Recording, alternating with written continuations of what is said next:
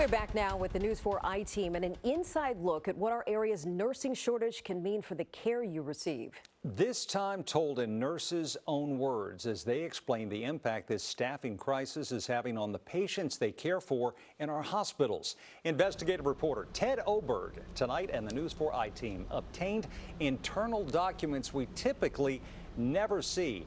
And Ted joins us now to explain. Ted? Yeah, Jim and Sean, these are called assignment despite objection forms, and they're what some union nurses fill out when they have safety concerns on the job. The I-Team asked unions representing nurses at several hospitals for them, but only one agreed, which is why we're not naming the hospital where these nurses work, because experts say the scenes depicted in the forms we obtained are just a snapshot of what's happening across the country. As Katie Sheketoff and her husband Rush look back now, safely on the other side of breast cancer treatment, they say the hardest moments were the ones they didn't see coming. It was the only time in my life where I really thought I was going to die. In June of last year, her body ravaged by chemo, Katie's doctor sent her to a local ER for an emergency blood transfusion.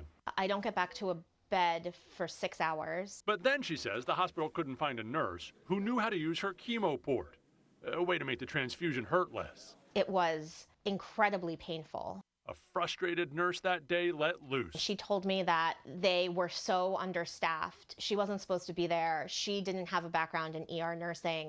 Documents obtained by the News 4 I-Team show many nurses voicing similar staffing frustration, detailing unsafe conditions for nurses and you, the patient, in 3 years of these assignment despite objection forms. The I-Team obtained the forms from unionized nurses at a local hospital. In one, a nurse wrote, "Every nurse has an unsafe assignment. All but one RN has 3 babies, each with at least 1 ICU status." Or this, saying 5 nurses managed 5 patients each. "We can't provide adequate care," that nurse wrote. In another, a nurse reports she was left to manage 6 patients alone, calling the shift a safety risk to self and patients.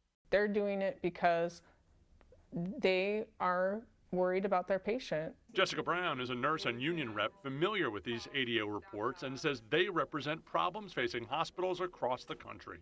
Nurses filed 3 times as many of the forms in 2022 as they did in 2020.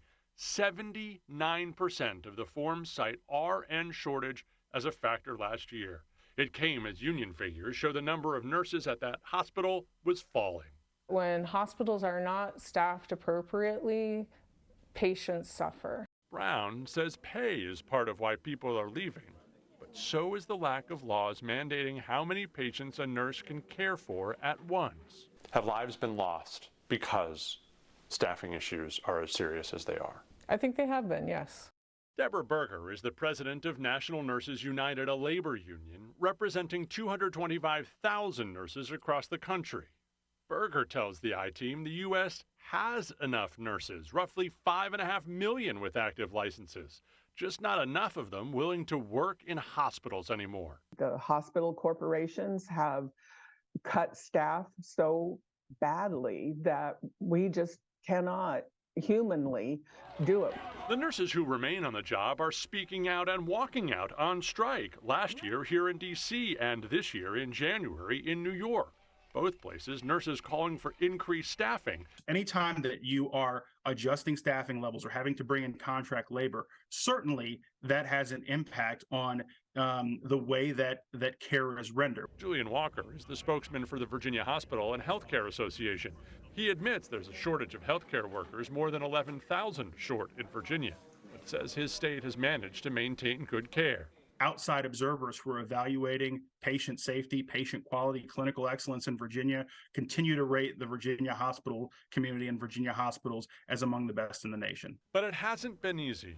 Walker said his organization worked to bring retired nurses back to hospitals during the pandemic and is now behind a campaign called Onboard Virginia to attract new healthcare workers to the Commonwealth. Katie, unfortunately, knows better than most how important good nursing care is. Unless something changes, it's just going to continue to get worse. She says throughout her cancer journey, it was nurses who held her together. They are some of the most purpose-driven, dedicated humans I've encountered in my life.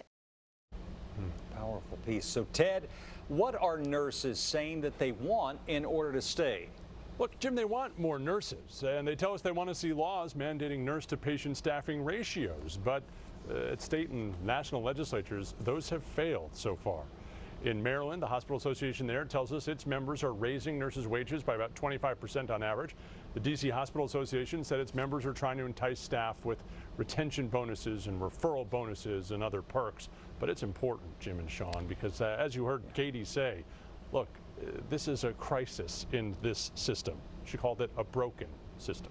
It's incredibly important. I mean, think about how much people from coast to coast rely on the nurses and their care. Absolutely. All right. A disturbing and frightening trend. All right, Ted Oberg. Ted, thanks so much. Thank you, Ted.